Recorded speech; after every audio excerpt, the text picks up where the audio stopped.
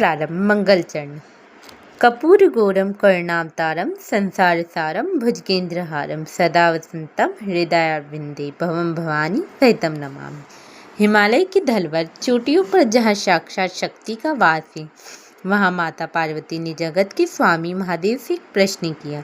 यह प्रश्न केवल माता का नहीं बल्कि समस्त मानव जाति का था, जो आज भी कष्टों और दुविधाओं में फंसी है। माता पार्वती का प्रश्न।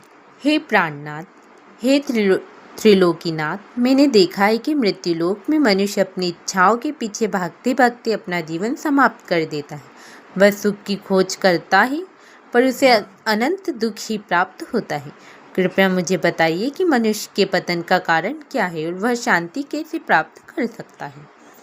महादेव का प्रथम उपदेश, सत्य और भ्रम। महादेव बोले, हे देवी, मनुष्य के दुख का सबसे बड़ा कारण अज्ञान है। जिसे सूर्य के सामने बादल आने से अंधकार छा जाता है, वैसे ही मनुष्य की बुद्धि पर माया का पर्दा बढ़ जाता है। वह इस क्षणभंगुरी शरीर को अपना मानता है, जबकि यह शरीर पंचतत्वों का मेल मात्र है। वह धन संपत्ति और संबंधों में जकड़ा रहता है, यह भूलकर के संसार में कुछ भी स्थायी नहीं है।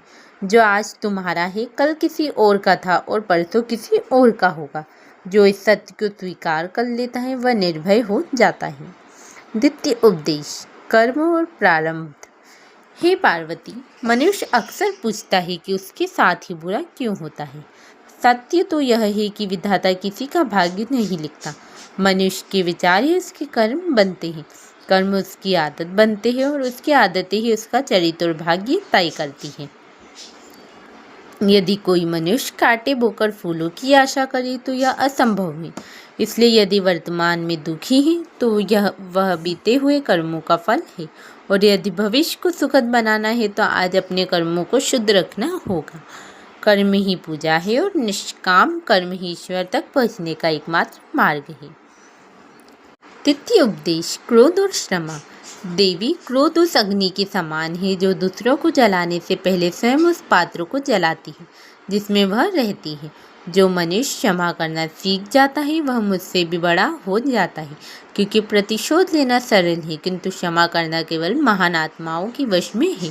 क्षमा हृदय को हल्का करती है और आत्मा को परमात्मा के समीप लाती है। चतुर्थ उपदेश, मन की शांति। हे उमा, संसार में सबसे शक्तिशाली सशस्त्र कोई तलवार नहीं बल्कि मनुष्य का स्थिर मन है। जिसका मन उसके वश में है उसे संसार का कोई भी दुख पराजित नहीं कर सकता।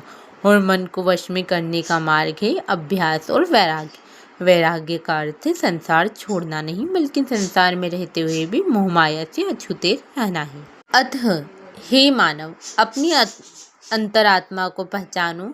तुम उस असीम चैतन्य का अंश हो। भार की भीड़ में खुद को मत खो। प्रतिदिन कुछ समय मौन रहकर अपने भीतर झांको। वही तुम्हारा उस परम सत्य का बोध होगा जिसे तुम बाहर ढूंढ रहे हो। ओम नमः शिवाय। प्रारंभ मंगल चरण। कर्पूर गौरम करुणावतारम संसार सारम भुजगेंद्रहारम सदा वसंतम हृदय